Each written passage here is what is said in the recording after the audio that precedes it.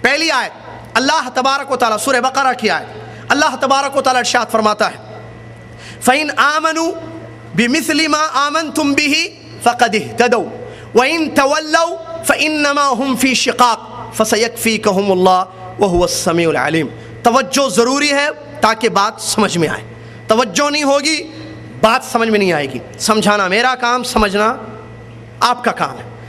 اللہ سے دعا ہے اللہ مجھے مکمل موضوع کو سمجھانے کی توفیق عطا فرمائے۔ آپ کے لیے اللہ سے دعا کرتا ہوں کہ اللہ تعالیٰ آپ کو پورا موضوع سمجھنے کی توفیق عطا فرمائے، آمین۔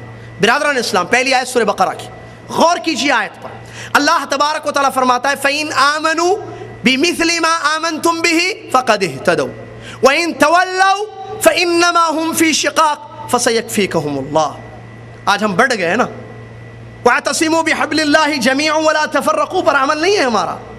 اللہ کی رسی کو مضبوطی سے ہم نے نہیں تھاما، فرقوں میں بڑھ گئے، جماعتوں میں بڑھ گئے۔ اللہ ایک، رسول ایک، کعبہ ایک، کتاب ایک، دین ایک، عقیدہ ایک، منہج ایک، لیکن ہم ایک نہیں ہیں۔ کیوں؟ اس کا بھی جواب اسی میں ہے کہ ہم نے قرآن و حدیث کو الگ الگ طریقوں سے سمجھنا شروع کر لیا، جس کی وجہ سے آج امت مسلمہ جو ایک تھی محمد صلی اللہ علیہ وسلم کے زمانے میں، صحابہ ایک تھے، عقیدہ ایک تھا، منہج ایک تھا، کوئی جماعتیں نہیں، کوئی فرقے نہیں تھے۔ فرقے کیوں بنے؟ اس میں جواب ہے، انہوں نے قرآن و حدیث کو ویسے نہیں سمجھا جیسے اللہ نے حکم دیا۔ کیا ہے اللہ کا حکم؟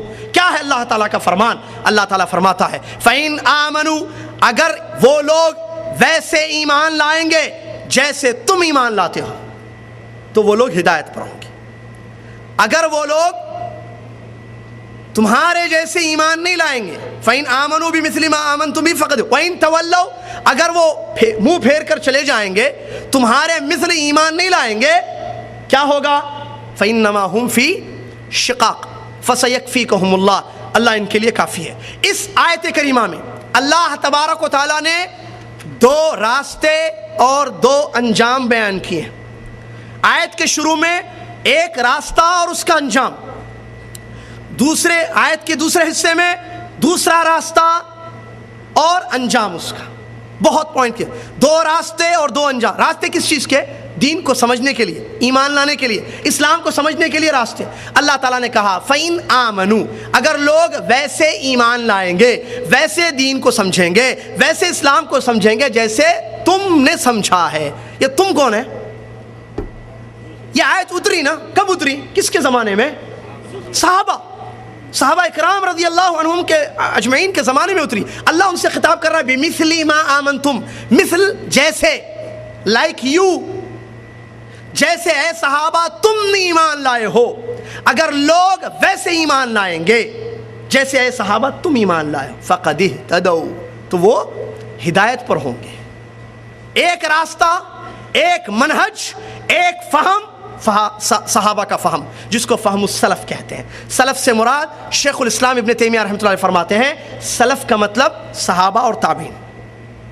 اگر ہم نے دین کو ویسے سمجھا جیسے صحابہ کی جماعت نے سمجھا، قرآن کی تفسیر ویسے لی جیسے صحابہ نے لی، حدیثوں کا مطلب ویسے لیا جیسے صحابہ نے لیا، تو ہم ہدایت پر ہوں گے۔ یہ اللہ کہہ رہا ہے، وہ ہدایت جس کو مانگتا ہے ہر مسلمان روزانہ نماز میں، روزانہ ہر رکعت میں، جماعت کے ساتھ ہو یا پیچھے پڑھے۔ صحیح قول یہ ہے کہ جماعت کے ساتھ امام کے پیچھے بھی وہی پڑھنا ہے، سورہ فاتحہ تنہائی میں بھی پڑھنا ہے، اکیلی نماز بھی ہو۔ کیا مانگتے ہیں؟ اللہ تعالیٰ کی تعریف اور اس کی بزرگی بیان کرنے کے بعد اہدنا الصراط المستقیم، سیدھا راستہ دکھا اللہ۔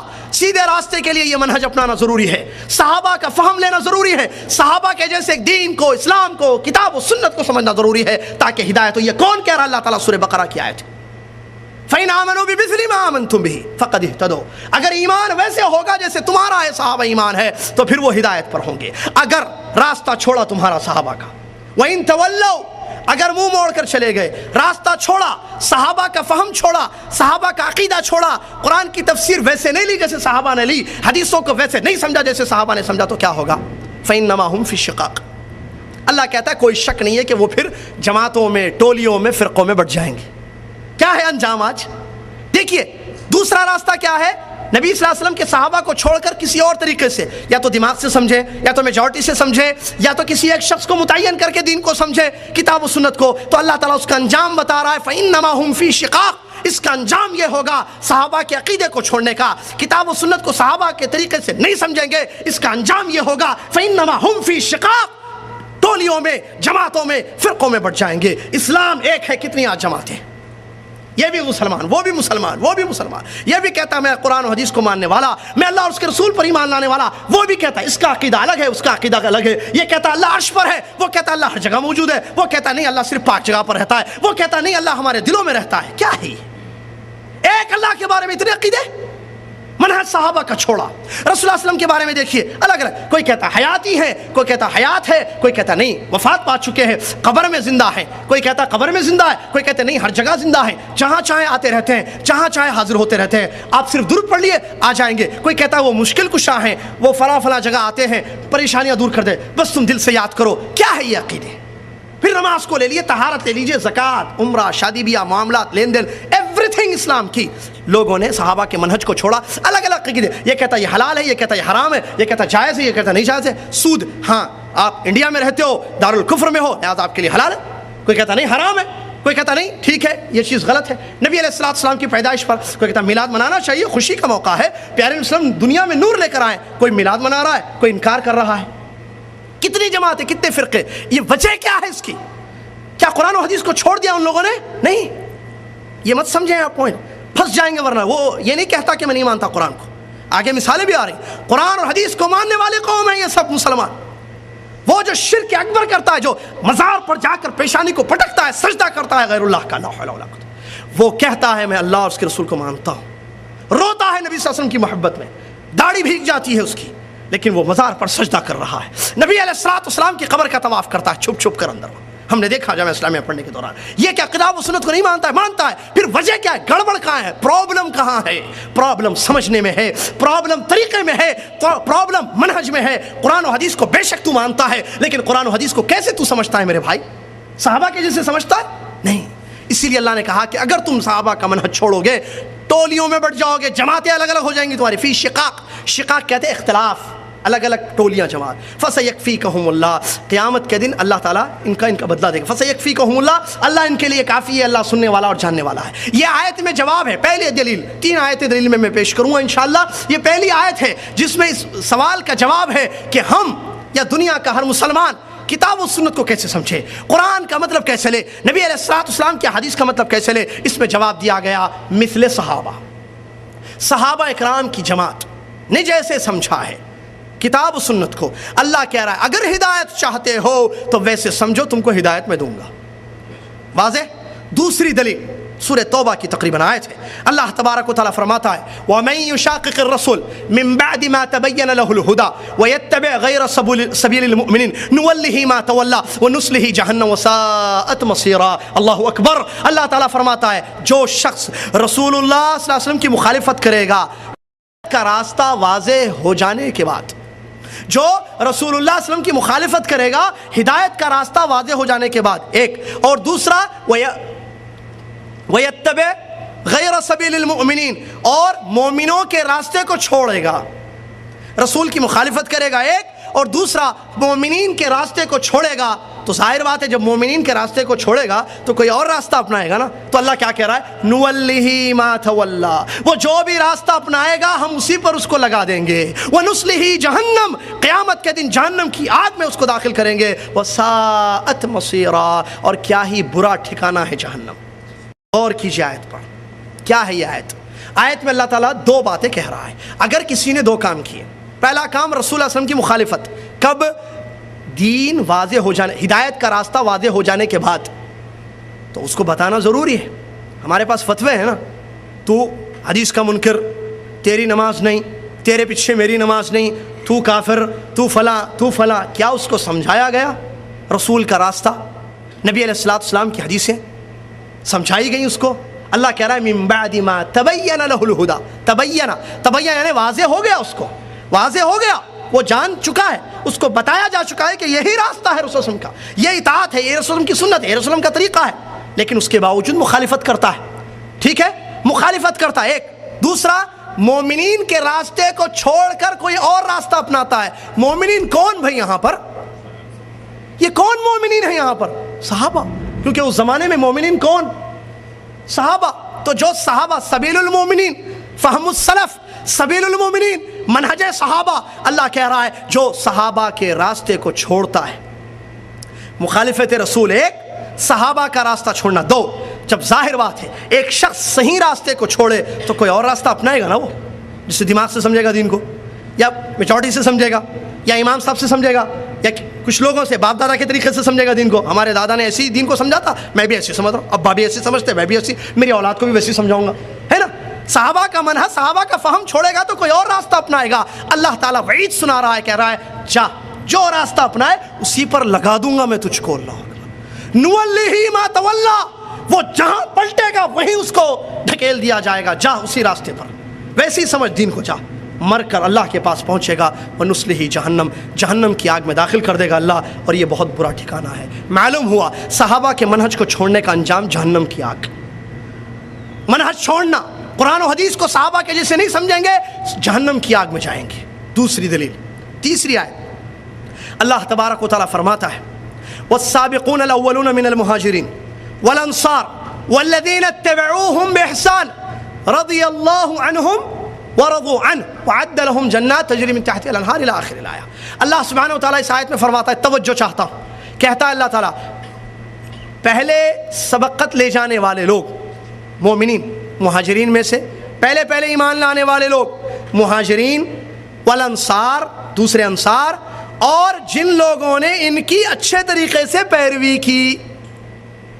سنیے توجہ سے، مہاجرین اور انصار اور جن لوگوں نے ان کی اچھی طریقے سے پیروی کی، اللہ ان سب سے راضی ہیں، خوش ہے، اور یہ لوگ اللہ سے خوش ہیں. اور اللہ تعالیٰ نے ان کے لیے جنتیں تیار کر رکھی ہیں جن کے نیچے سے نہریں جاری ہیں، جس میں یہ لوگ خالدین فیہا، ہمیشہ ہمیشہ رہیں گے. میرے بھائی، تین لوگوں کو بتا رہا ہے اللہ تعالیٰ، تین قسم کے لوگوں کو. پہلی قسم مہاجرین. اللہ کہہ رہا ہے جو مہاجر پہلے ایمان لائے. چلیے ان کی تعریف، ان کی پڑھائی. کیا ہم میں سے کوئی شخص مہاجرین میں سے ہو سکتا ہے؟ مہاجرین کون ہے؟ یہ صحابہ کی جماعت ہے، مکہ کے رہنے والے، آپ جانتے ہیں. دوسرے انصار، یہ انصار کون ہے؟ مدینہ کے باشندے، وہ صحابہ جو مدینہ میں رہتے تھے، جیسے ابو طلحہ انصاری، جابر بن عبداللہ انصاری رضی اللہ عنہ وغیرہ. اور مہاجرین میں سے ابو بکر، عمر وغیرہ رضی اللہ عنہ اجمعین. مہاجرین اور انصار، ان میں کوئی مسلمان نہیں آ سکتا ان کے بعد، کیونکہ یہ صحابہ تھے. تابعی ہوتا، صحابی نہیں. تابعی کے بعد جتنے لوگ آئے ہیں وہ ان میں سے نہیں ہو سکتے ہیں، نہ مہاجر ہو سکتے ہیں وہ، نہ انصار، کیونکہ یہ صحابہ ہیں جنہوں نے رسول کو دیکھا ایمان کی حالت میں. ہم تو نہیں دیکھے نا، اس کے تابعی نے دیکھا نہیں. تیسری، والذین اتبعوہم بإحسان، تیسرے وہ لوگ جنہوں نے ان کی پیروی کی اچھے طریقے سے. کس چیز میں پیروی کی؟ دنیا کی چیزوں میں. وہ جو تجارت کرتے تھے یہ بھی وہی کرے گا؟ نہیں، دین مراد ہے یہاں. دین کو سمجھنے میں، اسلام کو سمجھنے میں، اسلام پر عمل کرنے میں، قرآن کی تفسیر لینے میں، حدیثوں کا مفہوم لینے میں. ان مہاجرین اور انصار کے جیسے پیروی کی، قیامت تک آنے والا اس میں اپنے آپ کو داخل کر سکتا ہے. اللہ تعالیٰ ان تین قسم کے لوگوں کے بارے میں کہہ رہا ہے رضی اللہ عنہم ورضوا عنہ. اللہ ان تینوں قسم کے لوگوں سے راضی ہے. کس سے؟ مہاجرین سے، انصار سے، اور جو ان کے جیسے قرآن و حدیث کو سمجھتے ہیں، ان کی پیروی کرتے ہیں. کیا ہم اس میں نہیں داخل ہو سکتے ہیں؟ یقیناً داخل ہو سکتے ہیں. کیوں؟ اگر ہم قرآن و حدیث کو صحابہ کے جیسے سمجھیں گے، ان کے طریقے پر سمجھیں گے، ان کے فہم پر سمجھیں گے، تو ایسی صورت میں ہم اس تیسرے میں آ جائیں گے.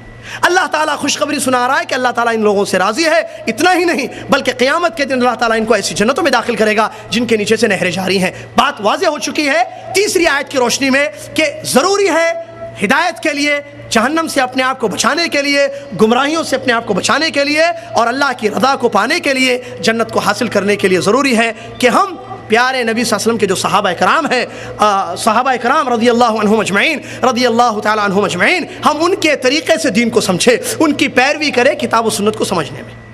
بات سمجھ میں آئی؟ اگر کسی نے صحابہ کو چھوڑ کر کوئی اور منہج اختیار کیا کتاب و سنت کو سمجھنے میں، اس کے لیے اللہ تعالیٰ وعید سنا رہا ہے، اس کے لیے جہنم سنا رہا ہے، اسی راستے پر اس کو لگا دے گا اور اس کو جنت بھی نہیں ملے گی. یہ تین آیتیں حدیثوں سے اس کی دلیلیں ہیں. صحابہ کے منہج کو سمجھنا، صحابہ کے جیسے دین کو سمجھنا ضروری ہے، واجب ہے. ایک یہودی عالم پیارے نبی صلی اللہ علیہ وسلم کے پاس آیا، آ کر اس نے کہا اے محمد، ہم صلی اللہ علیہ وسلم، ہم تورات میں جو آسمانی ہماری کتاب ہے، ہم اس میں یہ لکھا ہوا دیکھتے ہیں کہ اللہ تعالیٰ قیامت کے دن سارے آسمانوں کو، ساتوں آسمانوں کو اپنی ایک انگلی پر اٹھائے گا. توجہ چاہتا ہوں، واقعہ بڑا اہم ہے.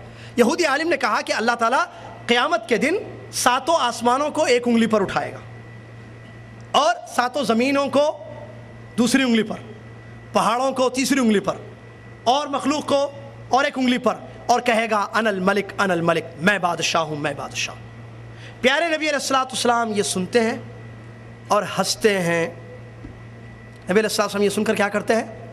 ہنستے ہیں۔ آپ بتائیے کیوں ہنسے نبی صلی اللہ علیہ وسلم؟ کون بتائے گا؟ کیا مطلب ہنسنے کا؟ ہنسنے کی کئی وجوہات ہو سکتی ہیں۔ ہو سکتا ہے انکار کی وجہ سے ہنسے ہو سکتا ہے نبی علیہ السلام نے تصدیق کی ہو، مختلف وجوہات ہنسنے کے ریزنز ہو سکتے ہیں۔ کون بتائے گا کہ نبی علیہ الصلوۃ والسلام کیوں ہنسے یہودی عالم کی بات سن کر؟ بخاری شریف کے الفاظ ہیں، بخاری شریف اٹھائیے حدیث دیکھیے، عبداللہ بن مسعود رضی اللہ عنہ نے کیا لکھا ہے اس میں؟ کہتے ہیں تعجبا وتصدیقا لقول الحبر۔ نبی علیہ الصلوۃ والسلام کے ہنسنے کی وجہ صحابی رسول وہاں موجود صحابی عبداللہ بن مسعود رضی اللہ تعالیٰ عنہ بتاتے ہیں نبی علیہ الصلوۃ والسلام کے ہنسنے کی وجہ تعجب اور اس یہودی عالم کی تصدیق کرتے ہوئے۔ تعجب اور تصدیق، تعجب اس لیے کہ اس نے اس آیت کو پڑھا جو سچی آیت ہے قرآن میں اور تورات میں، اور اسی تورات میں میری رسالت کا ذکر ہے۔ یہ اس کو مانتا ہے، اس کو نہیں مانتا ہے۔ کیسا یہودی عالم ہے یہ؟ پڑھتا ہے لیکن سمجھتا نہیں، اور تصدیق کی کہ یہ سچ ہے بات کہ اللہ تعالیٰ قیامت کے دن انگلیوں پر اٹھائے گا، اور قرآن کی آیت سے دلیل دی وَمَا قَدَرُ اللَّهَ حَقَّ قَدْرِهِ، اللہ تعالیٰ کی جیسے قدر کرنی تھی ان لوگوں نے قدر نہیں کی۔ اللہ تعالیٰ سارے آسمانوں کو قیامت کے دن اپنے دائنے ہاتھ میں اٹھائے گا۔ تو برادران اسلام، حدیث پر غور کریے۔ جن لوگوں نے صحابہ کا منہج لیا، صحابہ کے جیسے کتاب و سنت کو سمجھا، ان لوگوں نے کہا کہ بھئی ہنسنے کی وجہ ابن مسعود بتاتے ہیں، خود صحابی جو زیادہ سمجھتے ہیں وہاں موجود تھے اس وقت جب حدیث بتائی گئی ہے، اور وہ وجہ ہے تعجب اور تصدیق۔ جن لوگوں نے صحابہ کا منہج نہیں لیا، دماغ سے حدیث کو دین کو سمجھنے کی کوشش کی، ان لوگوں نے کہا نبی علیہ الصلوۃ والسلام اس لیے ہنسے ہوں گے کہ انکار کیا ہوگا، یہ کیسا پاگل یہودی ہے کہتا ہے کہ اللہ تعالیٰ کی انگلیاں ہیں، اللہ تعالیٰ انگلیوں پر اٹھائے گا آسمانوں کو زمینوں کو۔ دیکھ رہے ہیں ایک ہی حدیث، منہج کا بگاڑ، عقیدے کا بگاڑ ہے۔ انگلیوں کو نہیں مانتے ہیں، اللہ کی انگلیاں نہیں ہیں، جبکہ قرآن و حدیث سے بات ثابت ہے۔ تو صحابہ کے جیسے حدیث کو سمجھنا، قرآن کو سمجھنا ضروری ہے تاکہ ہم گمراہیوں سے اپنے آپ کو بچا سکے، ورنہ اس حدیث کا مطلب کیا سمجھا جائے گا؟ اس کی ایک چھوٹی مثال، یہ تو حدیث سے میں نے دلیل دی جس سے واضح طور پر سمجھ میں آ رہا ہے کہ قرآن کی آیتیں جب اتری اور نبی علیہ الصلوۃ والسلام کی حدیث جب بیان کی گئی، وہاں صحابہ کی جماعت موجود تھی، اور ضروری ہے کہ ان کے جیسے ہم دین سمجھے تاکہ اپنے آپ کو گمراہی سے بچا لیں، ورنہ ہم کو گمراہی سے بچانے والا کوئی نہیں ہوگا، ہم گمراہ ہو جائیں گے۔ ابن مسعود سمجھاتے ہیں، لیا ہم کو بات سمجھ میں آتی ہے، ورنہ کیسے ہم سمجھیں گے؟ اس کی ایک اور ایک مثال علماء کرام نے سمجھنے کے لیے دی ہے۔ اگر اس مسجد میں، اس کمپاؤنڈ کی اس مسجد میں ہم اور آپ بیٹھے ہوئے ہیں، میں یا آپ کوئی مذاق سے ایک بات کہتے ہیں آج کی تاریخ میں، یا ایک آدمی دوسرے آدمی سے کہتا ہے چلو جی تم کو باہر میں دیکھ لوں، مذاق میں بات ہو رہی ہے، تم باہر نکلنا میں تم کو باہر دیکھ لوں، ہو گئی بات۔ آج سے 1 سال کے بعد اس مسجد میں کچھ لوگ بیٹھتے ہیں، کہتے ہیں بھائی اس مسجد میں آج سے 1 سال پہلے زید نے عمر سے کہا تھا کہ باہر نکلو میں دیکھ لوں گا تم کو۔ اب کیا مطلب اس کا؟ وہ مارے گا باہر نکلنے کا، یا اس نے دوست سے مذاق کیا تھا ایسے ہی؟ یہ کون بتائیں گے؟ اس مسجد میں موجود آپ لوگ جو آج موجود ہیں، 1 سال بعد آنے والا کیسے بتائے گا کہ کیا مطلب ہے اس کا، اس جملے کا، زید کے جملے کا؟ سمجھ رہے بات کو؟ لہذا ضروری ہے کہ صحابہ کے جیسے قرآن و حدیث کو سمجھنا۔ اس کے علاوہ علماء کرام دین دیتے ہیں، دلیلیں بتاتے ہیں کہ دیکھو یہ اہل التنزیل ہیں، نبی علیہ الصلوۃ والسلام کی حدیثیں، اور آپ علیہ الصلوۃ والسلام پر قرآن کا نزول کس کے زمانے میں ہوا؟ کس کے زمانے میں؟ صحابہ کی موجودگی میں آیتیں اترتی تھیں، وہ نبی علیہ الصلوۃ والسلام سے آیتوں کو سنتے تھے، اس کی تفسیر کو سمجھتے تھے، لہٰذا وہ ہم سے زیادہ جانتے ہیں آیت کا مفہوم کیا ہے، آیت کا مطلب کیا ہے۔ نبی علیہ الصلوۃ والسلام کی حدیثیں کس کے سامنے پیش کی گئیں؟ نبی علیہ السلام کی حدیثیں نے ان کی گفتگو، آپ علیہ السلام کے اقوال، اعمال اور تقاریر، تو یہ کس کے سامنے ہوئے، کس کے پیریڈ میں، کس کے زمانے میں؟ صحابہ کے۔ لہٰذا they know better than us، وہ ہم سے زیادہ جانتے ہیں، ان کو معلوم ہے کہ یہ حدیث نبی صلی اللہ علیہ وسلم نے کس لیے بتائی ہے، یہ حدیث کا مطلب کیا ہے، تو وہ ہم سے زیادہ سمجھتے ہیں، اس لیے کہ وہ اہل التنزیل ہے، یعنی ان کے زمانے میں دین اسلام نازل ہوا، اترا۔ دوسری وجہ علماء بتاتے ہیں، اور ایک دلیل اس کی یہ کہ صحابہ اکرام شاگرد ہیں محمد الرسول اللہ صلی اللہ علیہ وسلم، میں نہیں ہوں شاگرد نبی صلی اللہ علیہ وسلم کا، آپ ہیں، آج کا مولوی ہے بتائیے مجھے، اور میں ذرا اندر کی بات ایک باہر نکال رہا ہوں، سنیے غور سے. آج جتنے لوگ تعلیم حاصل کر رہے ہیں، جامعہ، مدرسہ، فلاں فلاں ڈگریاں لے رہے ہیں، نکل رہے ہیں، عالم، مولانا، شیخ الاسلام، مفتی، فلاں فلاں لقب، بڑے بڑے لقب چینلوں پر آ رہے ہیں. یہ لوگ کہاں کے پڑھے ہوئے ہیں؟ مدرسوں کے. ان کو پڑھانے والے کون ہیں؟ علماء اکرام. صحابہ کی جماعت کو پڑھانے والے مدرس، معلم کون؟ محمد صلی اللہ علیہ وسلم. قرآن کس نے پڑھایا؟ حدیثیں کس نے بتائیں؟ تو محمد صلی اللہ علیہ وسلم کے شاگردوں میں کوئی غلطی ہو سکتی ہے؟ پڑھانے والا کتنا صحیح، کتنا سچا. وما ينطق عن الهوى ان هو الا وحی یوحی، جس کی ورفعنا لك ذکرک. اور نبی صلی اللہ علیہ وسلم جب ایک دلیل کہ وہ سچے ہیں، ان کی باتیں سچی ہیں، وہ حدیثیں بولتے تھے تو ایک صحابہ بعض لکھتے تھے حدیثوں کو. ایک آدمی نے کیا کہا، مت لکھو جو بھی محمد صلی اللہ علیہ وسلم کہتے ہیں، کیونکہ وہ بشر ہے، ہو سکتا ہے غلطی سے کچھ بول دے اور تم لکھ لو اس کو. تو نبی علیہ الصلوۃ والسلام یہ سن کر کہتے ہیں نہیں، اکتبو، لکھو، میری زبان سے حق ہی نکلتا ہے. یہ ہے معلم، یہ ہے ٹیچر، یہ ہے مدرس کس کے؟ صحابہ کے. تو کیسے کوئی تصور کر سکتا ہے کہ صحابہ کی تعلیم غلط ہو سکتی ہے؟ قرآن کو صحابہ نہیں سمجھے ہیں، آج آپ سمجھتے ہیں. آج آیتوں سے وہ دلیلیں بیوقوف کم بخت انسان نکالتا ہے، امت کو گمراہ کر رہا ہے. صحابہ نے وہ نہیں سمجھا، پیارے نبی علیہ الصلوۃ والسلام ان کے معلم، انہوں نے نہیں سمجھا.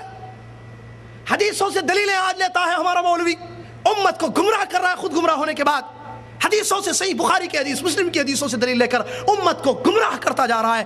کیا اس کو اتنا سمجھ میں نہیں آیا کہ یہ جو حدیث کو سمجھ رہا ہے، تو جو سمجھ رہا ہے حدیث کو، نبی علیہ الصلوۃ والسلام کے صحابہ نہیں سمجھے اس کو، نبی علیہ الصلوۃ والسلام نہیں سمجھا اس کو، تو کیا تم اس سے زیادہ سمجھ سکتے ہو؟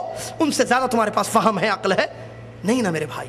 اور پھر اور ایک دلیل، صحابہ عربی زبان بولنے والے تھے، فی مافی والی نہیں، اقامہ کو اگامہ نہیں، ہر چیز میں فی مافی، فی فلوس مافی فلوس، فی سیارہ مافی سیارہ، فی زوجہ مافی زوجہ. یہ زبان نہیں تھی ان کی. فصیح عربی پیور کتابی زبان تھی، جس میں عربی زبان ہے جو پیور، بالکل گرامر کے حساب سے. این تذهبوا این اذهب انا جئت من هذا المکان، فصیح عربی بولنے والے. تو قرآن اور حدیث، ہمارا جو دین ہے، ہمارا اسلام ہے، کون سی لینگویج میں ہے؟ عربی میں. تو عربی میں ورڈ، عربی میں جملے ہیں نا. قرآن میں وسیلہ لفظ آیا ہے، وسیلہ عربی لفظ ہے نا. اس میں اس کو عربی زبان میں کس کو کہتے ہیں؟ یہ ہم سمجھ سکتے ہیں یا محمد رسول اللہ صلی اللہ علیہ وسلم کے صحابہ سمجھ سکتے ہیں؟ اللہ کے نبی صلی اللہ علیہ وسلم فصیح عربی میں حدیثیں بولتے تھے. اٹھائیے دیکھیں، اذا اکل احدکم فلیأکل بیمینہ فإن الشیطان یأکل بشمالہ. یہ فصیح عربی کی حدیث ہے، کھانا کھاؤ تو دائنے ہاتھ سے کھاؤ. تو یہ حدیث عربی میں وہ زیادہ سمجھ سکتے ہیں، یا آج ہم ترجمہ دیکھ کر، یا چلو کوئی عرب کا عالم بھی جو بھٹکا ہوا ہے، گمراہ ہے، وہ سمجھ سکتا ہے؟ وہ زیادہ سمجھ سکتے ہیں. لہٰذا ضروری ہے کہ ان کے جیسے سمجھنا، ضروری ہے کہ ہم قرآن و حدیث کو ان کے جیسے سمجھنا. ایک دلیل، ابو بکر صدیق رضی اللہ تعالیٰ عنہ کی خلافت کی بھی دلیل ہے. ایک بوڑھی عورت آتی ہے، ایک عورت آتی ہے، پیارے نبی علیہ الصلوۃ والسلام سے دین کو سمجھتی ہے، سوالات کرتی ہے، جوابات لے لیتی ہے، اس کے بعد کہتی ہے، ذہین عورت، اس کا عقیدہ دیکھو. آج ہمارے مسلمانوں کا، مولویوں کا عقیدہ نہیں ہے ویسے. وہ کہتی ہے کل مجھے جب مسائل درپیش ہوں گے، کل مجھے کوئی دین کی بات پوچھنی ہوگی اور آپ دنیا سے چلے گئے ہوں گے، تو میں کس سے پوچھوں؟ اس کو معلوم تھا ہمارے نبی صلی اللہ علیہ وسلم وفات پائیں گے. آج ہمارا کیا کہتا ہے مسلمان؟ نہیں، زندہ ہے. تو عورت کا سوال بڑا اچھا ہے کہ میں کس سے سمجھوں گی دین کو؟ اے محمد صلی اللہ علیہ وسلم، نبی علیہ الصلوۃ والسلام نے فرمایا تم ابو بکر سے دین کو سمجھنا رضی اللہ. فآتی ابا بکر، اس عورت سے کہا کہ تم ابو بکر صدیق رضی اللہ عنہ سے دین کو سمجھنا. برادران اسلام، یہ ہے دلائل مختصر سے کہ جس کی روشنی میں یہ بات واضح ہے کہ اگر ہم دین کو، یا قیامت تک مسلمان کتاب و سنت کو نبی علیہ الصلوۃ والسلام کے صحابہ کے جیسے نہیں سمجھے گا، وہ یقیناً گمراہ ہوگا، یقیناً گمراہ ہوگا. جیسا کہ قرآن کی آیتیں اس پر دلیل ہے اور نبی علیہ الصلوۃ والسلام کی حدیثیں بھی اس پر دلیل ہے. برادر اسلام، اس کے علاوہ ایک بات، مثال کے طور پر اگر کوئی شخص یہ کہے نہیں بھائی، اللہ تعالیٰ نے قرآن میں کہا فلا تعقلون افلا تفہمون، کیا تم کو عقل نہیں ہے؟ کیا تم سمجھتے نہیں ہو؟ افلا ينظرون الى الابل کیف خلقت، اللہ نظر کی، تفکر کی، تفقہ کی دعوت دے رہا ہے. تم دیکھو اونٹوں کو ہم نے کیسے پیدا کیا، پہاڑوں کو کیسے گاڑ دیا، زمین کو کیسے بچھو دیا. تو اللہ تعالیٰ خود کہہ رہا ہے نا عقل کو یوز کرو، یوز کرو، یوز کرو. میرے بھائی، عقل کو جو یوز کرنے کا مطلب لے رہے ہیں، کیا دین کو قبول کرنے یا ریجیکٹ کرنے میں عقل کو یوز کریں گے؟ کیا مطلب اس کا؟ افلا تعقلون کا کیا اس کا یہ مطلب لیا جائے گا کہ ہر شخص اپنے پاس عقل رکھتا ہے لہٰذا وہ قرآن پڑھے گا؟ جیسے ہمارے پاس ایک بڑی پریشانی ہے آج. کیا پریشانی ہے؟ 5-10 لوگ بیٹھتے ہیں, یہاں بھی جدہ میں بھی ہو رہا ہے, اللہ متوعوں کو توفیق دے کہ وہاں تک پہنچے اور ان کا کام تمام ہو جائے. بیٹھ کر کیا ہو رہا ہے؟ چلیے صاحب یہ قرآن کی آیت ہے, پڑھیے. الحمدللہ رب العالمین اعوذ باللہ من الشیطان الرجیم بسم اللہ. اللہ تعالیٰ نے کوئی بھی ایک آیت پڑھتے ہیں, کہتے ہیں اچھا آپ بتائیے کیا مطلب اس کا ہو سکتا ہے. واہ واہ. اچھا ایک کام کرتے ہیں, نیکسٹ کلاس میں, نیکسٹ بیٹھک میں ہم سب اپنا اپنا مطلب لائیں گے, قرآن کی آیت کا اپنا اپنا مطلب. سوچئے کیا اس کا مطلب نکل سکتا ہے. اب وہ جناب اپنے دماغ سے ایک مطلب لا رہے ہیں, یہ زید صاحب ایک لا رہے, بکر صاحب ایک لا رہے, فراز صاحب ایک لا رہے, عبداللہ ایک صاحب ایک لا رہے, 6-7 مطلب قرآن کی ایک آیت کے. وہاں کیا درس ہے؟ قرآن کا درس ہو رہا ہے. قرآن کا درس تفہیم, قرآن کو فہم سمجھنا. میرے بھائی محمد صلی اللہ علیہ وسلم نے جیسے سمجھایا ویسے سمجھو. یہ دماغوں سے سمجھیں گے تو کھلواڑ ہو جائے گا دین. ہر کوئی اپنے دماغوں سے سمجھے گا. اس کی بہت زبردست دلیل دیتا ہوں میں, یاد رکھیے اس کو. ابو داؤد کی صحیح حدیث ہے, پیارے نبی علیہ السلام فرماتا, نبی حضرت علی بن ابی طالب رضی اللہ عنہ کی حدیث ہے, لو كان الدين بالرأي لكان اسفل الخفين اولى من اعلاه ولقد رايت رسول الله صلی اللہ علیہ وسلم يمسح على اعلاه. اگر لوگوں سمجھو, اگر دین دماغ سے ہوتا کہ ہر کوئی دماغ سے سمجھے, رائے سے, قیاس رائے جس نے برباد کر دیا ہے دین کو. سنیے, اگر کوئی دین کو دماغ سے اگر دین کو دماغ سے سمجھنا صحیح ہوتا تو ساکس پر, موزوں پر مسح کرنا نیچے صحیح ہوتا نہ کہ اوپر. اور میں نے رسول اللہ صلی اللہ علیہ وسلم کو دیکھا ہے اوپر مسح کرتے ہوئے. یہ ہے حدیث. اگر دین دماغ سے سمجھیں گے, دماغ کیا کہتا ہے؟ دماغ کیا کہتا ہے کہ گندگی کہاں لگے گی پیتاووں میں, ساکس میں, نیچے یا اوپر, تلے میں یا اوپر؟ نیچے لگے گی. حدیث میں کیا ہے؟ ساکس پر مسح کرنے کا مسح علی الخفین. مسئلہ جانتے ہیں آپ لوگ, مسح اوپر ہے یا نیچے؟ محمد صلی اللہ علیہ وسلم نے مسح اوپر کیا یا نیچے؟ اوپر. تو دین دماغ کا نام نہیں ہے, دین وہ ہے جو کتاب و سنت میں آ چکا ہے. لے, سمجھ میں آئے ٹھیک, نہیں سمجھ میں تب بھی لینا ہے. فجر 2 ہے 2, صبح فریش اٹھتے ہیں 2 ہی پڑھیں گے آپ. رات میں تھک کر 4 نماز پڑھنی ہے, 2 نہیں, قیامت تک. دین دماغ کا نام نہیں ہے. آج بگاڑ پیدا کر دیا دماغ کو, دین سے دماغ کو سمجھ رہے ہیں. ایک آیت, قرآن کی آیت سے تفسیر لے رہا ہے. قرآن میں اللہ تعالیٰ نے کہا ہے دخان, یوم یاتی الدخان, قیامت کی نشانیوں میں سے ایک نشانی ہے کہ دھواں آئے گا. کیا ہو سکتا ہے؟ یہ جو بیٹھ کے پڑھتے ہیں نا, ایسے نکلتے ہیں. کیا ہو سکتا ہے دھواں؟ ارے ہو سکتا ہے اس کا مطلب پٹرول ہے, کیونکہ یہ نئی ایجاد ہے, پٹرول سے پیچھے دھواں نکلتا ہے. او دھواں نکلتا ہے. کسی نے کہا دجال, حدیث ہے دجال کی, نبی صلی اللہ علیہ وسلم کی حدیث ہے, دجال آئے گا. کتنی حدیث ہے؟ کب آیا بھائی؟ اب تک تو نہیں آیا. آخر الزمان میں دجال نکلے گا. ہو سکتا ہے نبی صلی اللہ علیہ وسلم کا ایک تصور تھا, ایک خیال تھا کہ دجال آئے گا, وہ نہیں آیا.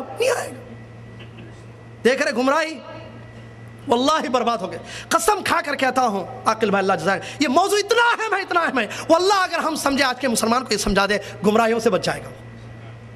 خوارج, آپ کو عبد الرحمن ابن ملجم ایک نام یاد رکھے جو علی کے قاتلوں میں سے. کیا حضرت علی رضی اللہ عنہ کی, وہ پہلے جب تک اس نے قرآن و حدیث کو صحابہ کے جیسے سمجھا تھا وہ صحیح تھا, منہج صحیح تھا اس کا. اس کی دلیل سنیے. عمر ابن خطاب رضی اللہ تعالیٰ عنہ نے اس کو بھیجا قرآن کا درس دینے کے لیے یا دین کی تعلیم دینے کے لیے ایک علاقے میں, اور اپنے والی کو یہ لیٹر لکھا کہ سنو اے والی, وہاں کا جو ذمہ دار تھا, میں تمہارے پاس ایک ایسے شخص کو بھیج رہا ہوں جس کا نام عبد الرحمن ابن ملجم ہے. یہ آنا, یہ آثرتہ علی نفسی. عمر ابن خطاب رضی اللہ عنہ کے الفاظ ہے, کہتے ہیں میں اس کو اپنے آپ پر ترجیح دیتا ہوں, یہ مجھ سے اچھا ہے. وہ جب آئے تو تم اس کی عزت کرنا, احترام کرنا, اس کے لیے ایک دار بنانا, اور بچوں کو قرآن اور دین حدیث کی تعلیم وہ دے گا, اس کے پاس بچوں کو بھیجنا تاکہ وہ دین کی تعلیم دے. یہ شخص, اس کا جب منہج بگڑا, اس نے جب قرآن کو دماغ سے سمجھنے کی کوشش کی, ایسا گمراہ ہوا, اس نے کہا علی تم کافر ہو. جی کیا دلیل معلوم ہے؟ اس نے دلیل لی قرآن کی آیت سے, کہا ان الحکم الا للہ, حکم صرف اللہ کا چلتا ہے, تم نے لوگوں کو کیسے حاکم بنایا ہے؟ الٹا مطلب. عبداللہ بن عباس, عبداللہ بن جابر, صحابہ سمجھا رہے ہیں, تم غلط مطلب لے رہے ہو آیت کا یہ مفہوم نہیں ہے. وہ کہتا ہے نہیں, قرآن میں اللہ نے کہا ہے حکم صرف اللہ کا چلے گا. اے علی تم نے کیسے لوگوں کو اجازت دی کہ وہ حکم چلائیں؟ لہٰذا تم کافر ہو اس آیت کی روشنی میں. اور اس کو پکڑ کر جب قتل کیا گیا تو اس نے کہا کہ میری گردن ضرور ماننا, زبان کو کٹ نہیں کرنا, اس پر اللہ کا ذکر ہے. لیکن گمراہ کیسے ہوا؟ خوارج بھی آئے, نبی علیہ السلام پر کی چھوڑ. یہ سب کی وجوہات کیا ہیں؟ اس کے پیچھے وجہ یہ ہے کہ ان لوگوں نے نبی صلی اللہ علیہ وسلم کے صحابہ کے منہج کو چھوڑا, قرآن و حدیث کو ویسے نہیں سمجھا جیسے صحابہ کرام سمجھتے ہیں, اسی لیے یہ لوگ گمراہ ہوئے. حالانکہ ان کے دلوں میں اللہ کا ڈر تھا, حالانکہ یہ لوگ نماز پڑھتے تھے, حالانکہ لوگ روزہ رکھتے تھے, لیکن اس کے باوجود گمراہ ہو گئے. اس کی بڑی وجہ یہی ہے کہ ان لوگوں نے دماغ سے سمجھنے کی کوشش کی, یا صحابہ کا منہج ان لوگوں نے, صحابہ کا فہم ان لوگوں نے چھوڑ دیا. اس کے علاوہ اور ایک دو مثالیں دے دوں, اس کے بعد بات کو ختم کر دو برادر اسلام. وہ یہ ہے وسیلہ. قرآن کی آیت میں آج لوگ وسیلہ لیتے ہیں. یہ لوگ قرآن کی سورہ مائدہ کی آیت سے دلیل دیتے ہیں. اللہ تعالیٰ فرماتا ہے یا ایھا الذین آمنوا اتقوا اللہ, اے وہ لوگوں جو ایمان لائے اللہ سے ڈرو, وابتغوا الی ربہم الوسیلہ وابتغوا الیہ الوسیلۃ, اور اللہ تک پہنچنے کے لیے وسیلہ اختیار کرو. قرآن میں اللہ تعالیٰ کہہ رہا ہے لہٰذا ہم رسول اللہ صلی اللہ علیہ وسلم کا وسیلہ لیں گے, ہم عبد القادر جیلانی رحمۃ اللہ علیہ کا لیں گے, ہم بزرگان دین کا وسیلہ لیں گے. اور مجھے یاد ہے وہ بامبے کی گلی جہاں سے گزر رہا تھا میں, وہاں میں نے دیکھا حیدرآباد کا ایک مولوی, بہت بڑا مولوی, وہ بڑے مجمع سے خطاب کر رہا ہے اور کہہ رہا ہے یہ وہابیوں کو کیا معلوم, یہ قرآن و حدیث کا دم بھرنے والے کیا کہتے ہیں, ان کو سمجھتے ہیں کہ یہ وسیلے غلط ہے, ان کو کچھ نہیں معلوم. سنو میں قرآن سے آپ کو وسیلے کی دلیل دیتا ہوں. آیت پڑھ کر لوگوں کو گمراہ کر رہا ہے, کہہ رہا ہے دیکھو اللہ نے قرآن میں کہا ہے وسیلہ اختیار کرو, ہم وسیلہ اختیار کرتے ہیں. تو یہاں یہی مسئلہ پرابلم کیوں, یہ پرابلم کیا ہے, اس نے اس آیت کا مفہوم دماغ سے سمجھا ہے.